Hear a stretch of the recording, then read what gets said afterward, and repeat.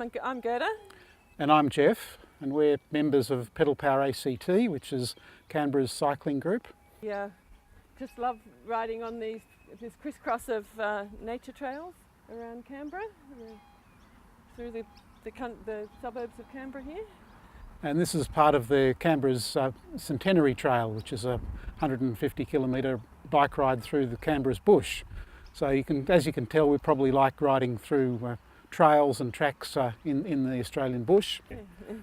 And I've led a few pedal power trips to rail trails both in Australia and in New Zealand. Victoria has quite a few rail trails that we've had groups from pedal power going down to, and thoroughly enjoyed that. And I've led a group over to New Zealand to the Otago Rail Trail over there, so we thoroughly enjoyed riding through the Otago Rail Trail. And we're really looking forward to a Monaro Rail Trail opening up in this part of the world. We'll be so close to Canberra. There are plenty of people in Canberra that will be just itching to get going on the Monaro Rail Trail. It's very similar country to the Otago Rail Trail in New Zealand, which has been very successful. So we're looking forward to it. Yeah. There are lots of scenic parts of it. I like in particular some of the old railway heritage, which it's a good way of seeing preserved. Some fine bridges down there at Breadbow and Chocola.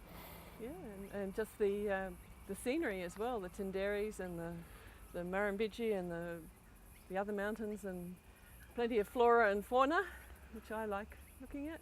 Yeah. I think it's a great family ride, and great potential for getting all ages, people of all ages and generations onto the trails.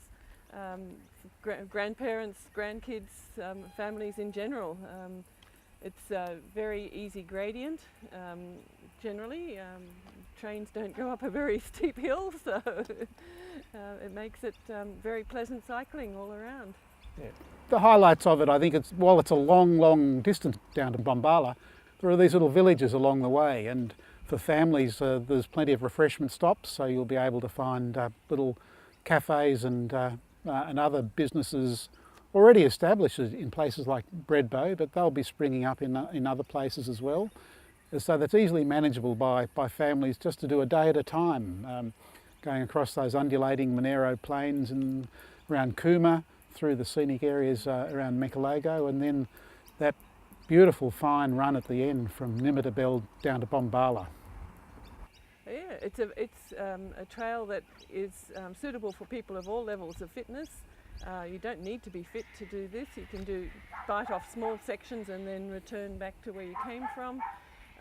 It's a fairly flat terrain, so as you tackle more of it, you do become more fit and enjoy it more.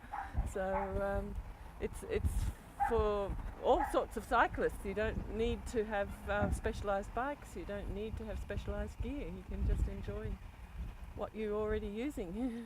Yeah. So let's see it developed as soon as we can.